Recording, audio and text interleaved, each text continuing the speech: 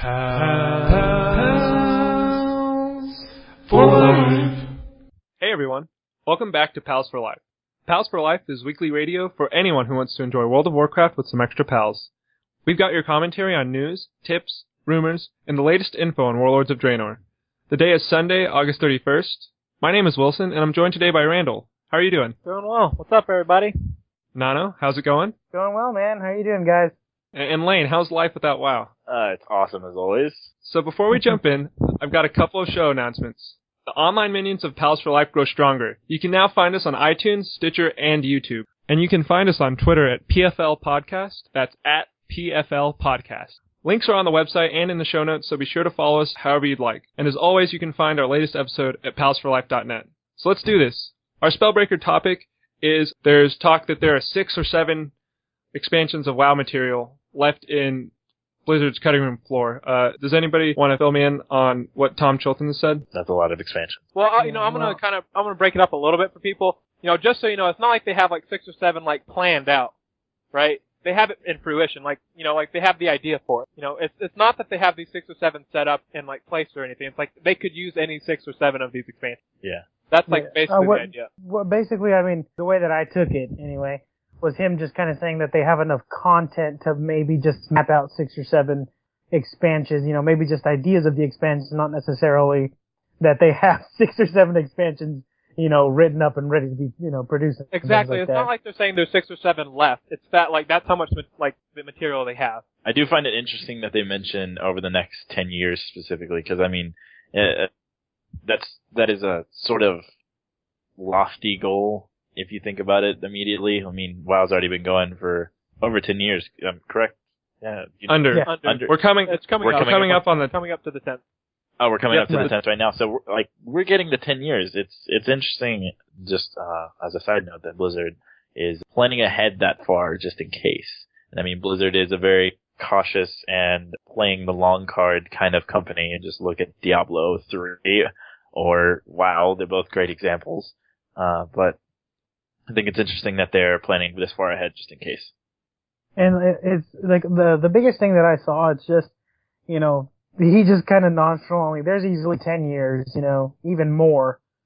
and just, he's very full of himself, and I mean, that's a good thing for us because we don't want it to ever just go away, but I mean, that's a lot of content. Yeah, he's confident. And one of the things that I think is really interesting is there's a quote from him that says they might shift timelines around from what they originally envisioned. So do you guys see more of this kind of like alternate future thing going on that we're experiencing with Draenor? What about like a time skip forward instead? Maybe drastic, 10 years, 15 years? I was reading a little bit. I can't remember where this exactly was posted or what, but basically there is one true timeline though in WoW. There are other timelines, but there's one true timeline.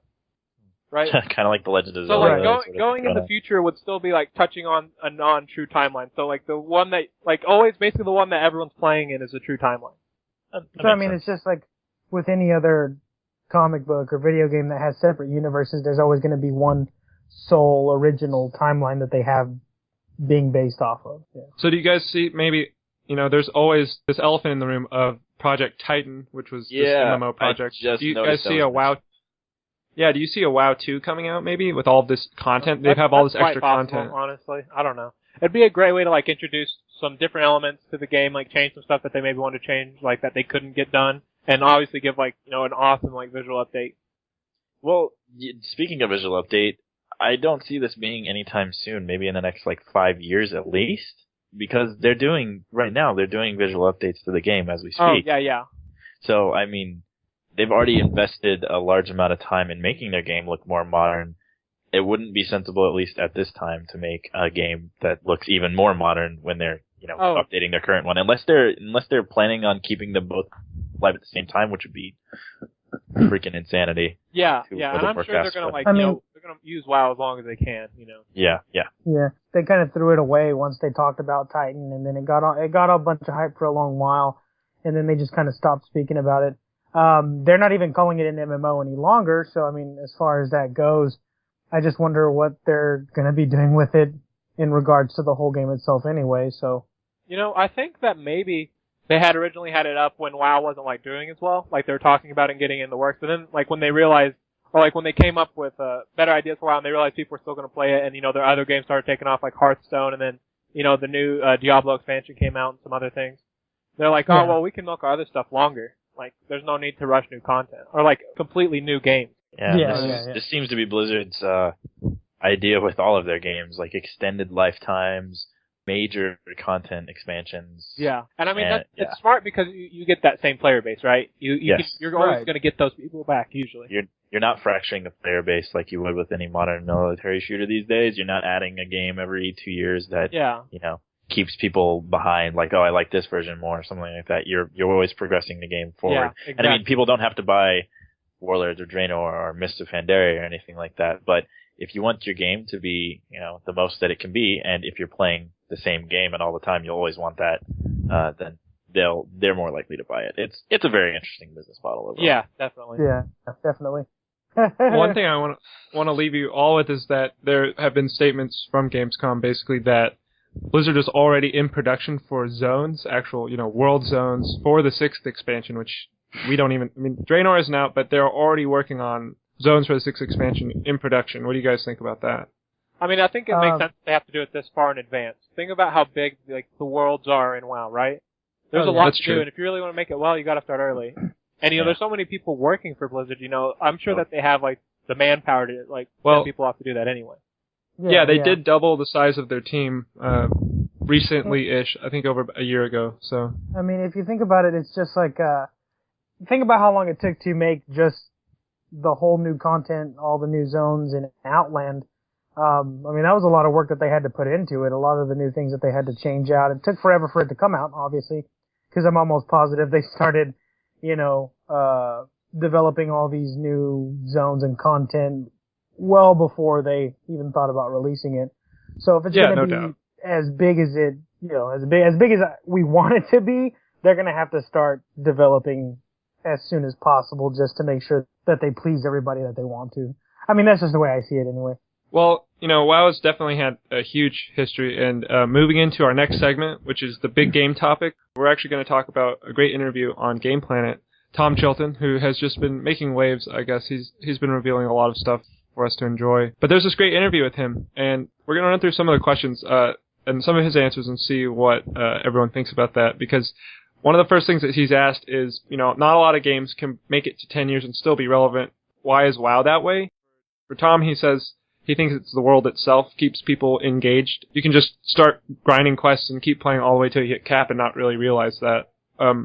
So, Randall, how do you feel about that? What kind of keeps you interested in WoW this far along? I think he puts it in a good way. I think maybe that's a bit of a broad answer.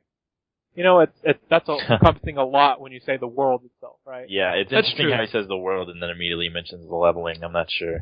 They're intertwined, obviously, but. I think what he's saying is just when you're playing, you don't feel like you're playing a game. You do feel like you're part of this kind of living, breathing, persistent world. To a degree. One is definitely that, I always have, at any given time, there's always someone I know playing the game, right?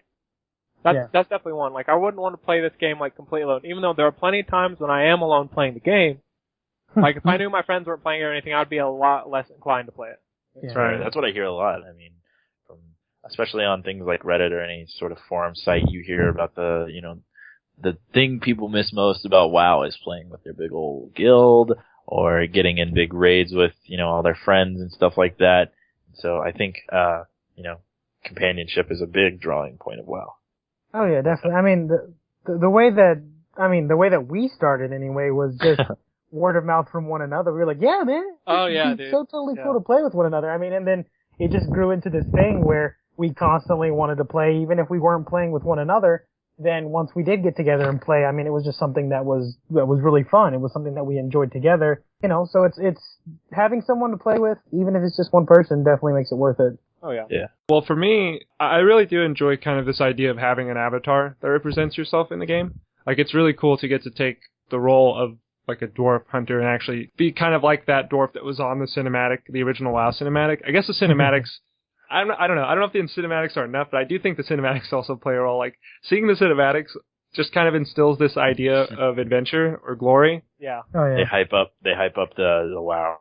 That is not, or that is. And we talked about this last time. the cinematics alone grab people and just make them want to play the game.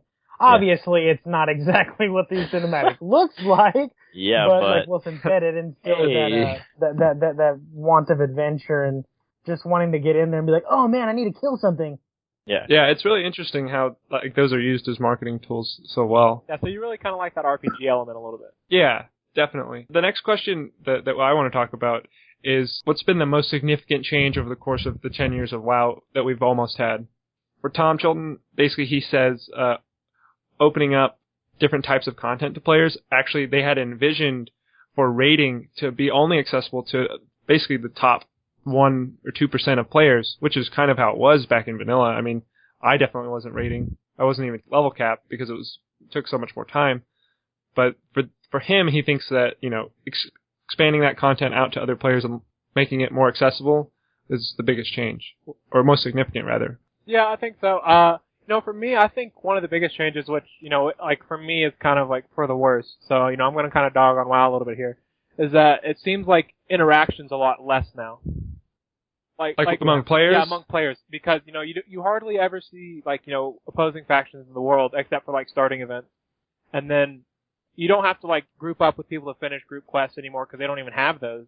And a lot of stuff That's like true. that. And when you do pick up groups, half the time people aren't even talking to each other. When you do looking for raid or anything, you just join run in. through it. You just, spam stuff if you're a DPS, heal people if you're a healer, tank if you're a tank, and you're done. That's true. And Randall and I started up some rogues recently, just some alts to level up for fun, and we did some dungeon queues, and yeah, nobody talked for a while, but then we ended up getting this group that was great. We had this guy who was terrible. He would just run in and aggro everything. He wasn't the tank. Oh yeah, that sucked. But it was a talkative group, and it was really interesting. Yeah, so they were cool, but man, that took way too long. Yeah, so it's good to know that there are people who still want to be social out in the game that make it interesting, and, even and though I really miss that, dude. That is probably the most I miss from WoW. Also, keep on the topic. Yeah, I mean, we definitely don't miss dummies who run in and get killed and make us wipe, but I mean, honestly, I do kind of miss that. At least, I was getting some kind of element outside of the game. I was getting some interaction with people. There's a person in that computer. Yeah, it's not just some bot I'm playing. Yeah. It was very noticeable, too, that there was a human behind that. A bot would not mess up that much. Yeah. Yeah, that definitely has to be one of the bigger things. I mean, they just made things a lot easier for people. Coming from a person that did raid when vanilla was out, back then it had to be choreographed so well. You had to speak with one another just to make sure things worked. And now I'm looking for raid, like Randall brought up. People are just there spamming their macros and not really even paying attention because, it's just, people don't want to talk to each other. People hate each other, apparently, is what it seems like. Guilds are just spamming invites just so that they can have, I guess, players online. The social aspect of it is one big thing that really needs to be implemented back in. Yeah. I mean, even if they have to force us a little bit, well, you can't do this quest unless you actually talk to somebody. You know what I mean? It's just... Well, and I do think they are trying to address some of that. Randall was talking to me about, these value account level 90 items that you can only get by doing the actual raid instead of the LFR version of Siege of Orgrimmar. Oh, really? Randall, do you want to expand on that? In looking for raid, you can still do Siege of Orgrimmar, right, and get some cool items and stuff. Yeah, definitely. But they have these bind to account items that will actually level with you as you get to 100, right?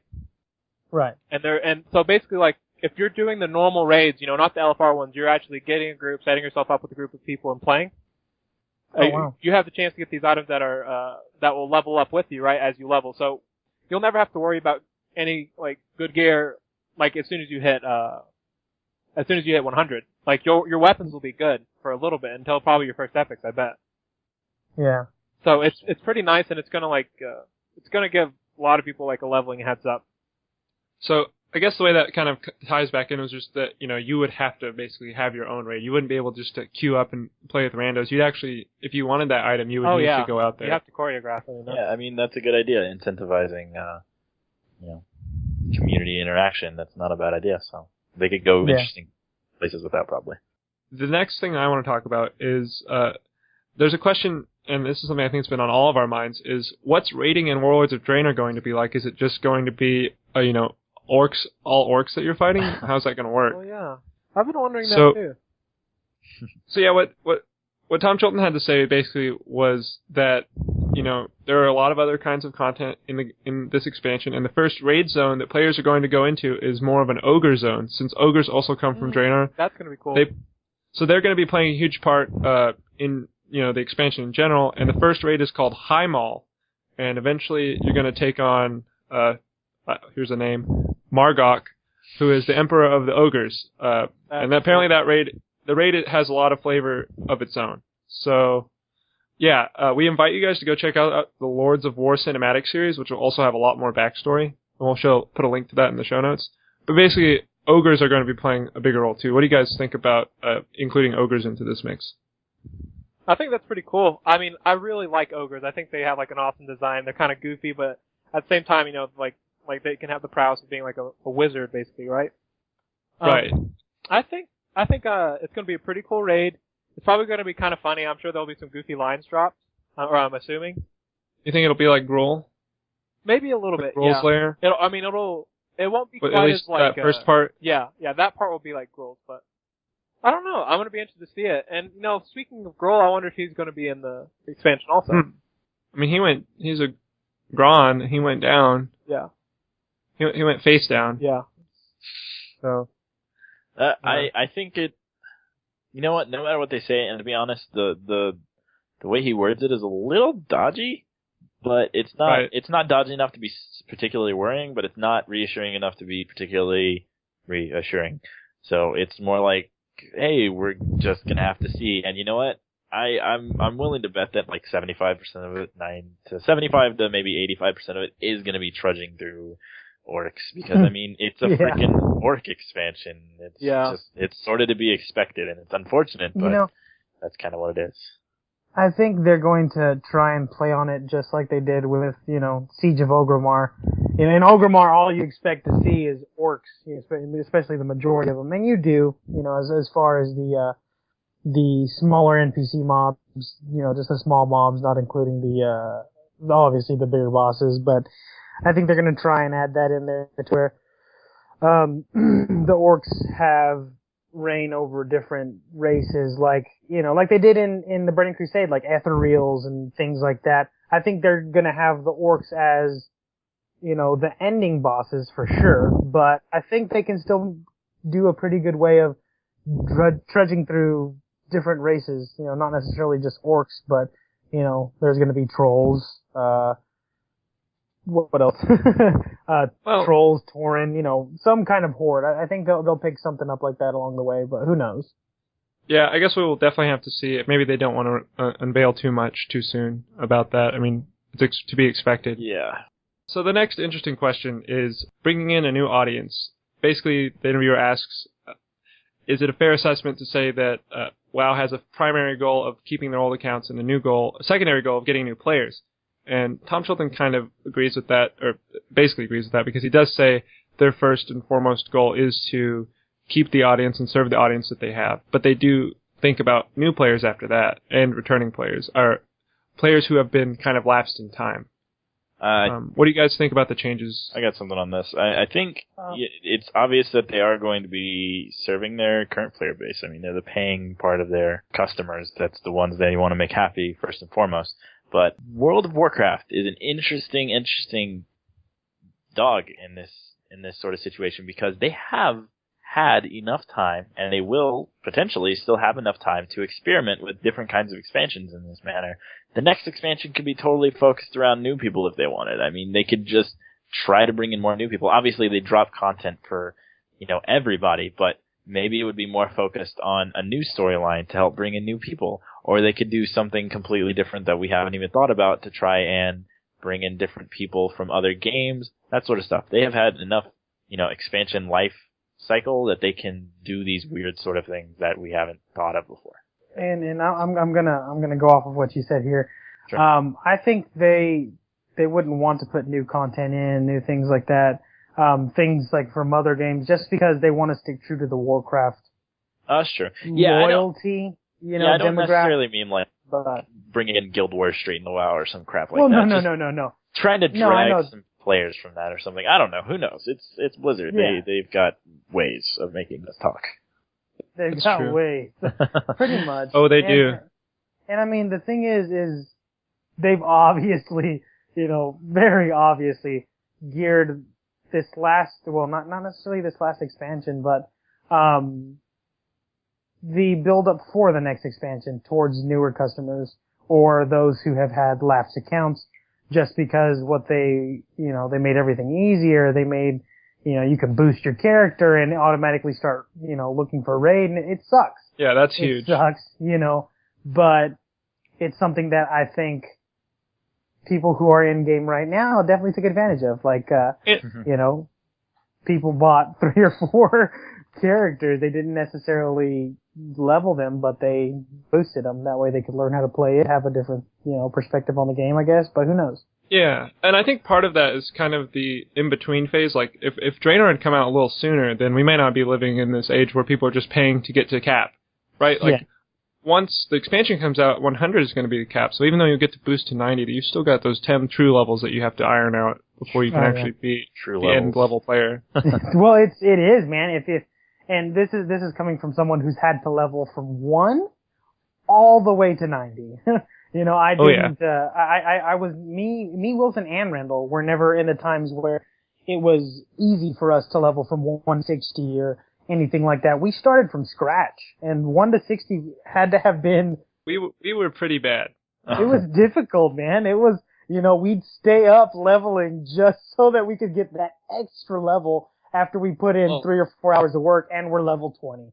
It's not like we were putting in 3, We were also obsessed with doing instances that were halfway across the map. Oh, man. Yeah, we wasted so much time doing that. Lots of time.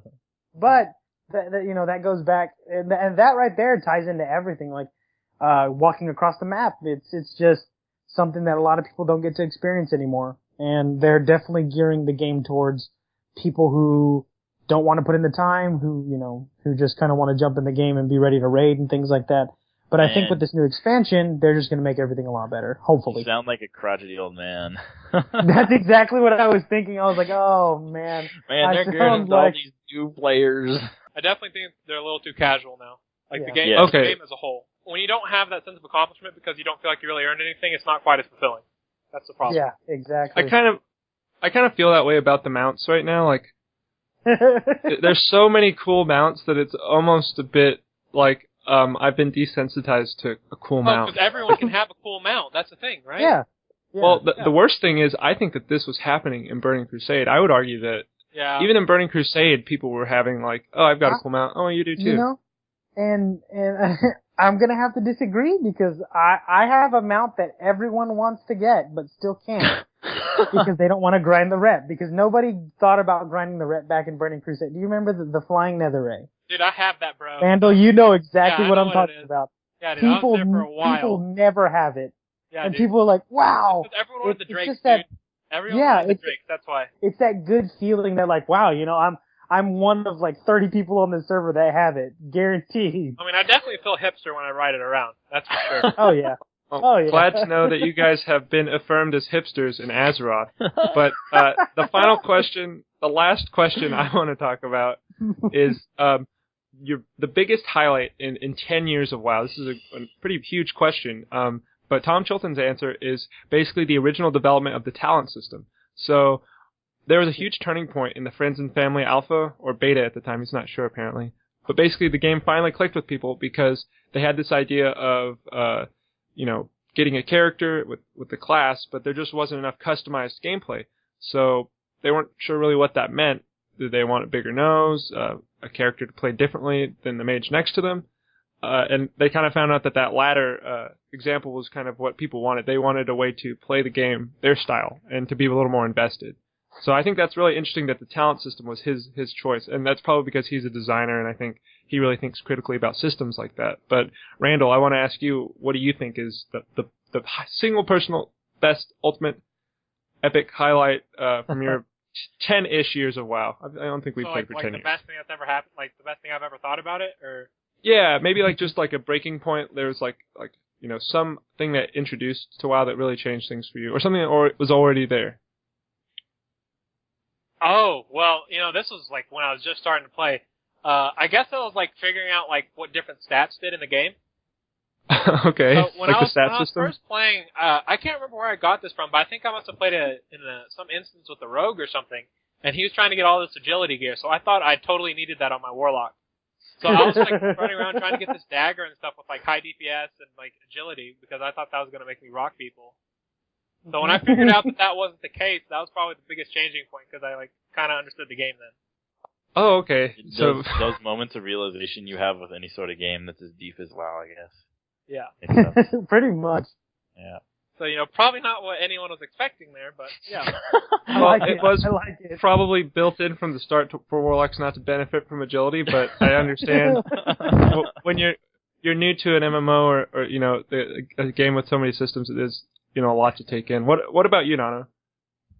Honestly, I'm torn between Death Knights being introduced.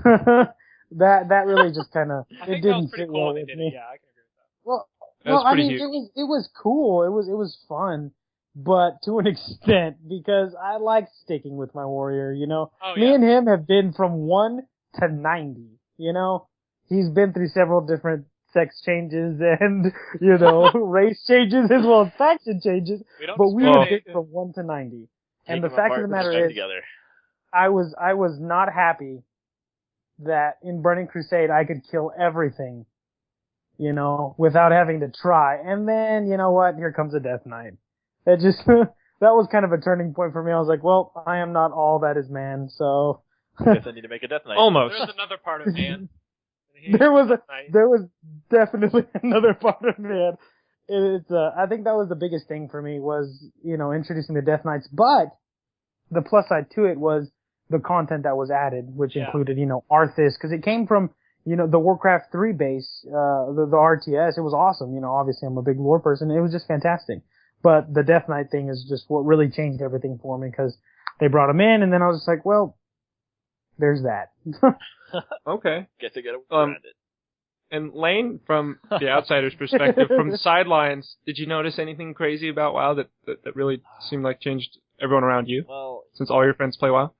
I mean, if you're talking specifics, then we can talk about David, who is not here. Rest in peace. Not really. He's not dead or anything. He's another friend of the show? Yeah, he's probably one of the other big players in this game.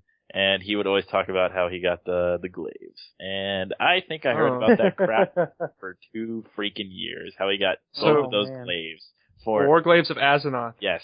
Like, seriously, I think if I talked to him about it today, he would like, look at me and just be like, yes. That was probably the turning point. When I realized that you guys were so into this crap that it would like change your lives for 2 years to the point where you would brag about a drop in this game for like the rest of your life. I was like, dang. Okay, well, I guess I have to take this seriously now. Exactly. It's pretty crazy. This freaking game, man. There are a lot of changes that have happened to hunters, and they still are. But one thing I really was really astounded by was just being able to shoot somebody point blank with a gun, because doesn't that make a lot of sense to be able to do that? And there used to be kind of this dead zone where you were out of melee range because you used to have melee weapons as a hunter, but you were also out of ranged range, so you couldn't shoot them. If you were fighting a caster who froze you couldn't do much. So being able to shoot somebody in the face point blank is awesome. Reminded me of Wing Clip. And Wing Clip. Missed that. Rest in peace. Rest in peace, Wing Clip. The next segment of our show is called Tavern Talk. This is basically news and rumors heard from all over. But this week we've got an interesting article that talks about WoW, or Blizzard rather, targeting students and busy gamers, which kind of feeds into our previous topic. And if you have anything to say about what Tom Chilton's been saying at Gamescom, feel free to weigh in. You can contact us at pals@palsforlife.net. But yeah, what do you guys think about Blizzard targeting busy gamers? And Randall, I think you had some strong opinions about casualness. So we'll start with you. I mean, I'm sure it is nice for those people, like a little bit. Like it's nice to be able to catch up to speed a little bit. But I think there's a difference between catching up to speed and not having to try for something, right? I think it might be okay, like the 90 boost, maybe that's reasonable. Especially after the level 100 comes out, because you still have to level something. But what I don't think is acceptable, maybe is how easy, looking for raid is and stuff like that. just like it's too easy. I understand they're trying to introduce people to it, but they should try to get people to communicate and like understand a fight instead of just like derping around until they get it right. Well, the content's been out for so long, though. Well, yeah, I mean, just, I'm saying ever since LFR's been out, even before this, okay. right? Okay, yeah, that's true. That's true. It's been a trend, I guess. Is what I'm trying to say, and I'm just saying with the boost. Yeah, I think the boost itself is all right. Yeah, I can see the point of a boost, especially coming up to another major expansion. Even from an outside perspective, I can understand why you would want to boost a character up to that. So maybe in the next expansion you can have somebody new. But anyway, this is extremely indicative of how the market's going these days. You don't hop into a game for hours unless you've got hours to spend, and that percentage of people is much lower. You hop into Call of Duty, play 2 10-minute rounds, and go to class or something like that. Yeah. And I think it's interesting that they're talking about students specifically, because I think college students and formerly high school students, I think this is kind of following us through our generations. I mean, when the majority of people started, and I say majority very lightly because I don't actually know, this is just how I think of it. When the majority, especially us, started WoW, we were all in high school, right? And even maybe late junior high, stuff like that. Yeah. When we started it, we were there. Now we're going almost 10 years in the future. We've changed from we're not necessarily students anymore. I mean, some of us are. We're later college, but some of us are changing from students to busy gamers into major jobs, lives, husbands, wives, kids, stuff like that. So I think etc. Yeah, etc. Everything. This WoW is literally following our generation progressively through our lives, which is insane to think about. And I completely agree, just because, I'm working 60 hours a week. What I want to do is want to be able to come home and be like, hey, you know what? Maybe I'll just play some WoW. Log in, maybe do a couple raids and things like that. And I think that's where the looking for raid and just, is implemented. It's for people who just want to come in, get a quick few bosses, log out, things like that. But even from a busy gamer, so to speak, standpoint, I still miss the original raiding. I still miss having to set up, wait around for hours, and then go raiding and then wipe 6 or 7 times and then have to call it. Well, we didn't get anything, guys, but good effort. I mean, we all had those days. We all had those days. When we were in separate guilds and we had to do raids, like, sorry, man, I can't come battleground with you. I have to go raid with my guild. Like, that's cool, man. We understand, but it was worth it. It was worth putting in the time and the effort. And I mean, I agree. It is following us since we've been in, late junior high. I mean, we were able to game all the time on weekends through the summer. And, ever since we've progressed as adults, it has progressed. I mean, it's letting us boost to level 90, and I've done that with a character. And it helped out a lot because I didn't want to level another character. I'm not going to lie and say I wanted to put in the work. I didn't, because the game isn't what it used to be. But it was still nice. It was still nice to have another level 90, All right. So, I mean, and the cool thing is you still can, raid that more difficult, organized, and rewarding style if you want. Yeah. And unfortunately, we're living in an age where you can also raid old content and still wipe and still continue to wipe. But And to cap this one off, I just want to ask you guys: do you think that the pros of having that accessibility outweigh the cons of letting people who may not appreciate the game as much or just too casual be able to get whatever they want quickly? I know I'm weighing in on this a lot, being the guy who doesn't play WoW, but I actually like these ideas for the most part, because this is diversifying WoW. And yes, you guys are losing that memory of how things used to be, and and since other people have these options, it seems like those are the only ones they'll take because they're the faster ones. But just having the option to go faster or go slower, it's up to you, is good ultimately. Now, doing it, if they really wanted to make it like a balanced proposition, they could maybe give, incentives to going a little slower, like, oh, you want the best drop? This only drops on this or something like that. I don't know. And but, they are doing that to a degree. Yeah, they're starting to do that sort of stuff. That's really good idea. I think bringing the game up to the pace of the world as we live in now is a great idea. And it really just depends on how they handle it from here on in. They're handling it okay so far. So I think we can give them a chance that way. Okay. Yeah. Real quick. So Okay, talking about LFR, it's not necessarily that I think the idea of LFR is bad. It's just like especially maybe it's just more about how they make raids now. Is that it doesn't like require like any kind of anything except like killing the boss, right? And maybe like running around something. That's totally true because I remember doing all this like exactly used like to, this. in Burning Crusade, like I remember like in Karazhan, like Morose, you'd have like 100 trap somebody, a rogue like zap somebody, maybe a warlock use a succubus to seduce somebody and charm them, right? Some form of organization. Yeah, like you actually had to use like character abilities. You had to be careful. You couldn't just like derp around, right? Like you had to like have these timers constantly going and pay attention. Nowadays in LFR, you can AFK for like 10 minutes and just get a drop. Okay, and I'm not gonna lie to you guys, I did it a couple times, and I didn't expect Wow. I didn't expect Okay. to get anything. What a great Because yeah. I was, I was a DPS. We're gonna that have was a doing talk after nothing. this. Yeah. I was a DPS that was doing nothing. The healers were doing more DPS than me.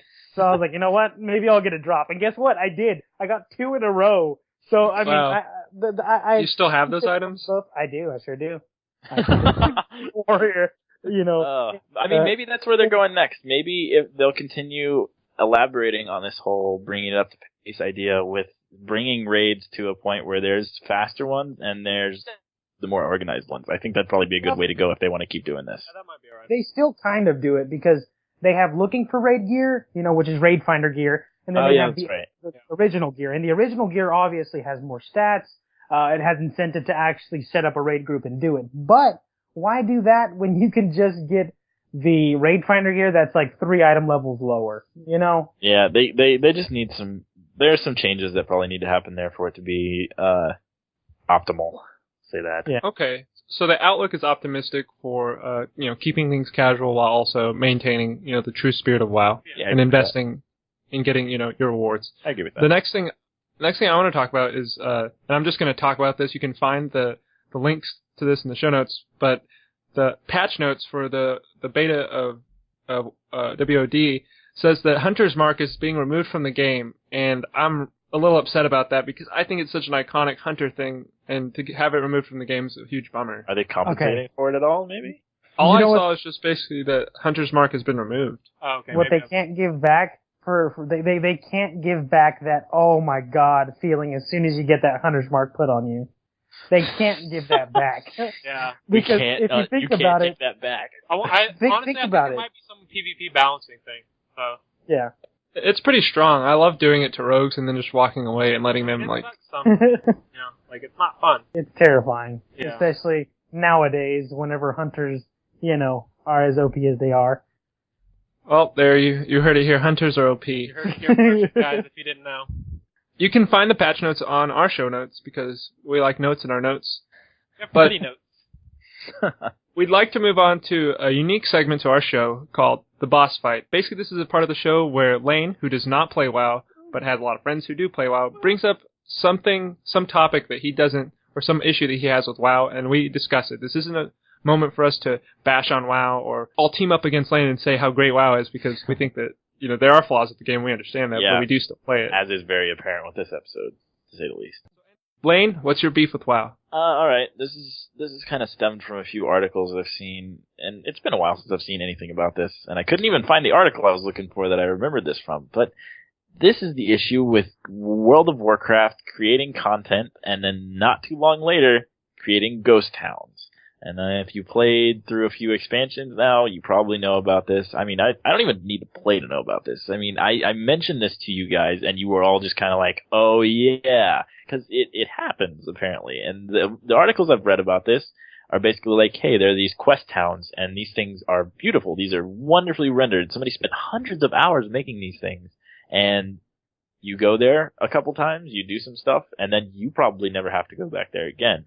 And the reason I have an issue with this is because I've played other games, specifically, and this is not the best overlapping example, but I've played RuneScape a lot back in the day, and I don't know if, I don't know if you guys are no hating on RuneScape.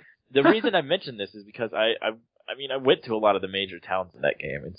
There are quite a few. There were, upwards of, 8 to 10 major towns, and the reason that was, even though there were hundreds and hundreds of people playing, there was always a relevant reason to be in that town, and it wasn't always because of quests or something or anything like that. It was because maybe of the bank or the shop or something like that. There wasn't always a reason to be in a town, and it's obviously a much smaller scale. But if a game like RuneScape, like a Flash player game, not actually Flash, whatever it is, Java, I think, a Java game in your browser can pull that off with, dozens of towns across, then why can't the people who make WoW, making millions of dollars a year, figure out reasons to make these awesome spectacles of towns useful for more than just one thing? That's my beef. So I want to go ahead and comment first and take this time to switch sides and agree with Lane completely, because that is like one of the biggest beefs I have with this game also. I hate the places that are so ghostly. I mean, he's been mind controlled. It's quite poor. Yeah, MC. Yeah. We're gonna wipe. Oh god. But I hate that. I hate going to like Darnassus and no one's there. They need to like add unique qualities to places. Now I can understand like maybe a few places, like on a counter note, that don't have everyone coming there all the time. Yeah, that's totally fair. That's fair, right? Because that's fine. Yeah. The World of Warcraft you guys are talking. Is huge. Yes. Hold on, just to clarify, so you guys are talking about like major cities, like capital cities. I'm talking about major cities. I'm not talking about, like the place with 2 buildings and 3 quests. That's totally irrelevant. I'm talking about the place where you go and it's supposed to be like a town. There's supposed to be people here. It's supposed to be, lively. There are things that are supposed to happen here. If you walk into a place and it's big enough to feel like it's completely empty, then that's a problem. Yeah. Well, what about like big leveling zones? Like if you go into Dustwood, can probably be argued as an exemption from this because they're made specifically for that. Like once you get to that and go past it, you're not ever supposed to go back. And that's where this argument sort of starts to break down, is because there are reasons to go to places and there are reasons to never go back. But that's also where the argument kind of shoots itself in the foot. Why are there reasons to never go back? Shouldn't there be reasons to go back at some point? Yeah. Outside of the leveling places, you should have a reason to go back somewhere if you want. All right. I mean, let's talk about an aspect of the game that I think a lot of people ignore, and that's the wonderful world of role playing. And I'm not saying wonderful world. I didn't mean to sound too weird there, but I do really think that, role playing is a great way to engage the world. It does require you to be a little more imaginative, but you can actually stumble upon some really interesting stuff. I mean, maybe some stuff you shouldn't be a part of if you're not RPing, but wandering around the world, you can see guilds who are, doing their thing and talking to each other. And I mean, that's definitely a way to look at it. That's also interesting because that's sort of a solution, not even a solution. That's just a way to look at this from a completely consumer standpoint. That's not even something that Blizzard has ever done. They're not saying like, hey, you should go RP in this one town. That's like people getting together. Hey, like we should do this over there, and that's an interesting way to look at it. So yeah, I guess what I'm saying is that before we get back to talking about capital cities, that just these leveling zones are huge areas for lore to be developed in different parts of the story to have a home. Mm-hmm. Oh yeah. So and, I'm going to be kind of one-sided on here, or two-sided, because I do understand what Lane's saying. As far as ghost towns, obviously bigger cities like Darnassus, Ironforge, the Driny starting city, I don't know what it's called. I forgot what it was called. But, things Exodar. like that's exactly Exodar. That's how long it's been since I've been right there. Exactly. Right. And, everyone knows Stormwind, Stormwind. Yeah, Stormwind. I even freaking know it. Are most likely the most populated cities. Here's the real question then. Why are Stormwind and Goldshire so freaking popular? Are they humans? other things? Just to clear some stuff up for anyone that maybe doesn't even like really play WoW that much, that's on the stream and like trying to compare Goldshire and Stormwind. Stormwind's a capital, and Goldshire is a town that's near Stormwind. Just okay, put that into perspective. That makes a lot of sense. Is Stormwind like a really early place? Is that somewhere you get? It's a capital, you get? and it was like it's been there. Yeah. It's the human capital. Yeah, it's the human capital, and it's right beside the starting.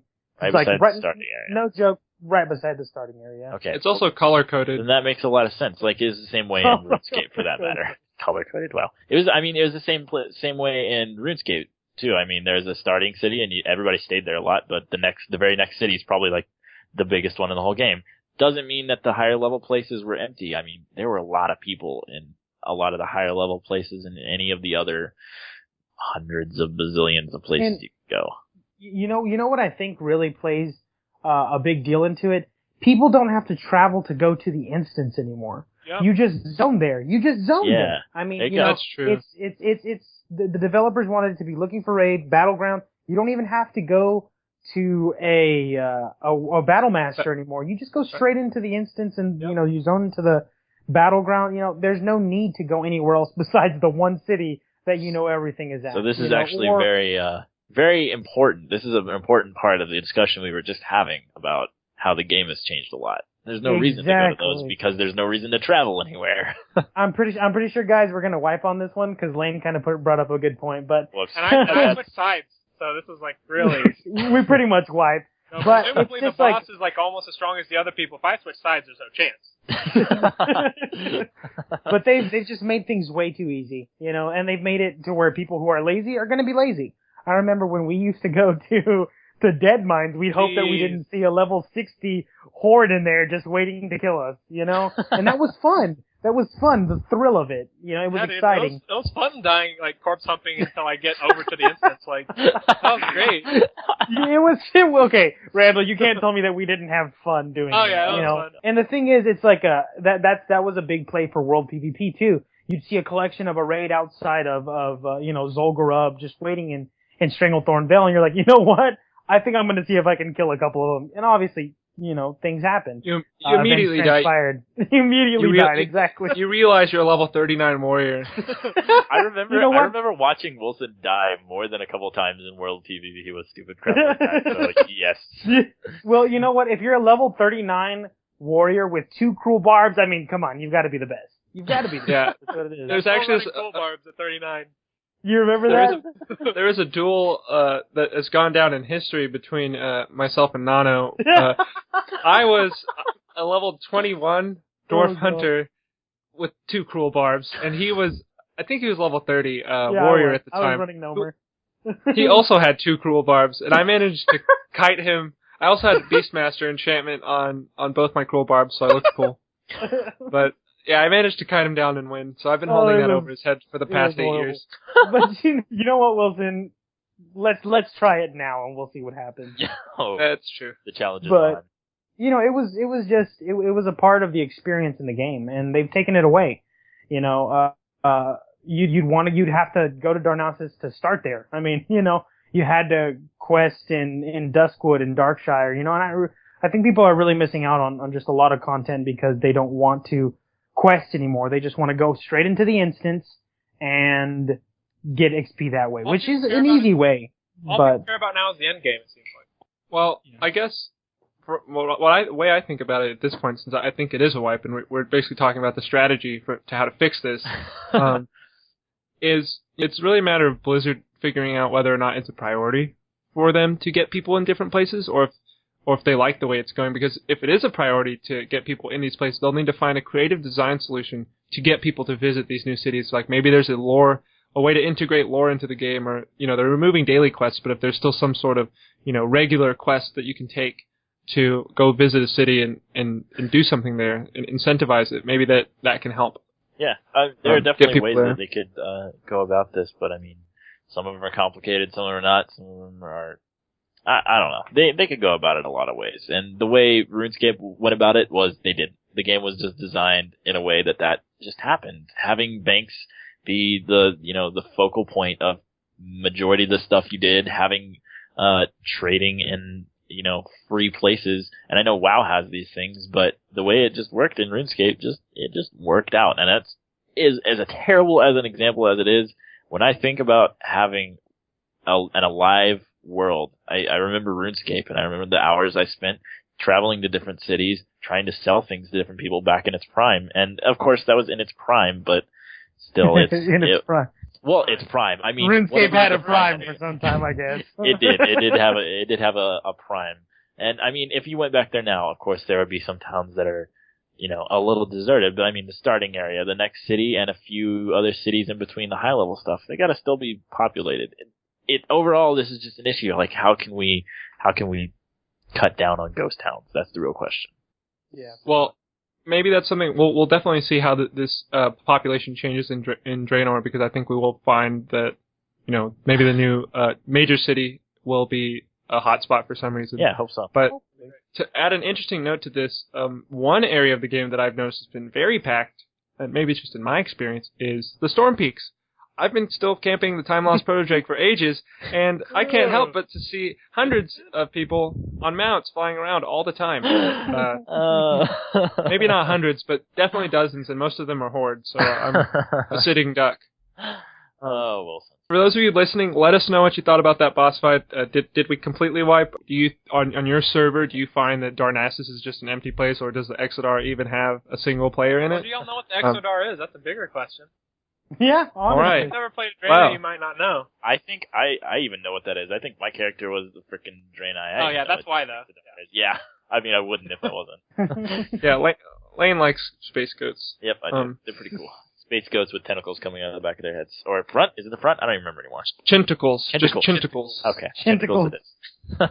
So, alrighty. This next segment of the show is called Trade Chat. This is a chance for you, the listener, to be heard on the air. And to catch up with what I said last week that we would have a WoW line up, a WoW hotline rather. It's not up yet. There's been a little bit of a hiccup with me getting things figured out. We did hear from a listener, and Randall's going to fill us in on that. Yeah, first I want to give a shout out to Trevor, for making us feel special. So great. You're the first, buddy. You're our first. That's really been great. We'll always remember you. You're our first. Best way to introduce somebody. Yeah, exactly. Oh God, what have we done? Anyway, so this guy Trevor, he hit us up. He told us that he really liked the show and that he thought it was interesting that we all kind of we felt like a real group of friends. You know what I mean? We weren't just like guys talking. Guys, we sound like friends. I mean, we know each other, and he liked that. I mean, we don't know anything else, but we do know each other. Yeah, that's one thing we do know. But he was asking where we played, and that's a good thing that we talk about. We play on Emerald Dream, and Lane plays in Spirit, even though he doesn't really play. I'm if you ever guys. If you ever see a dead gnome on the side of the road, that's Lane's Spirit. It's dead. I played Draenei, bro. Come on. Yeah.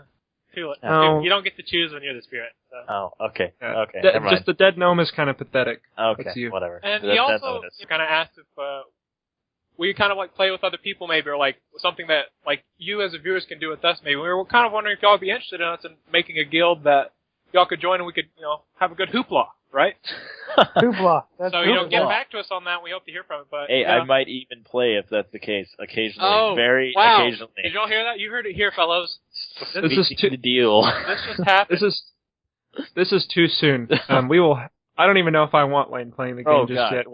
He's got to earn his stripes. Pretty much.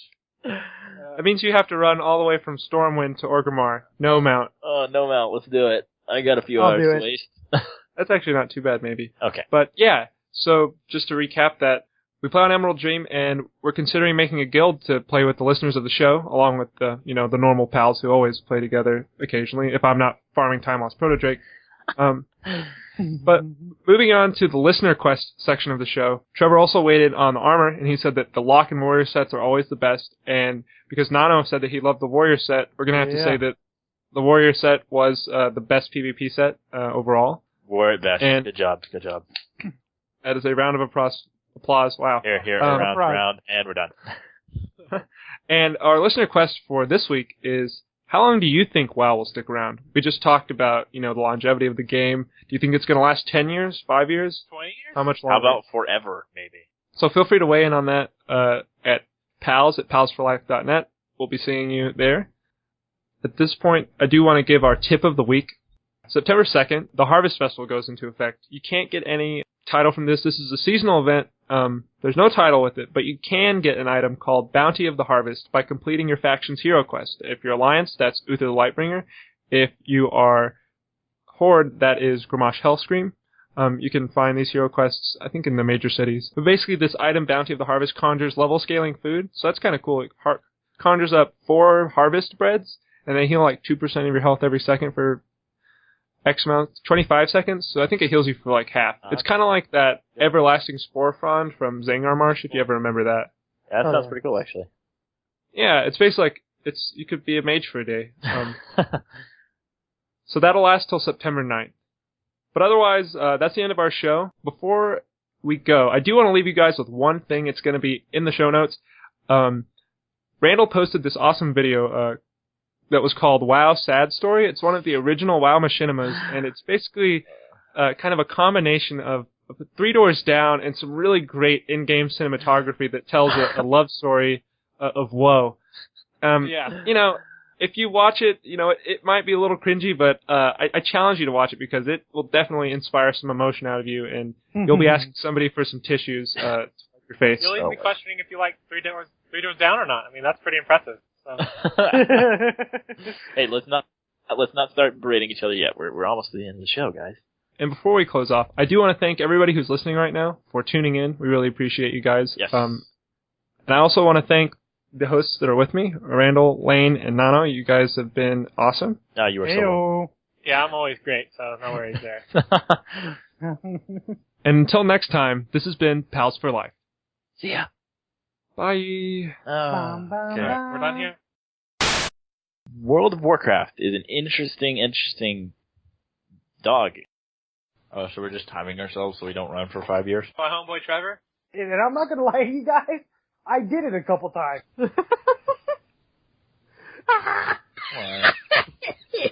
This freaking game, man. Meow, feed me. I literally have to headbutt him off the bed. Quiet on set. Alright, we also need to make the guild and figure out all that business, so I'll probably get on that. Today, or tomorrow. All right. We just need a name. Pals for Life. Da.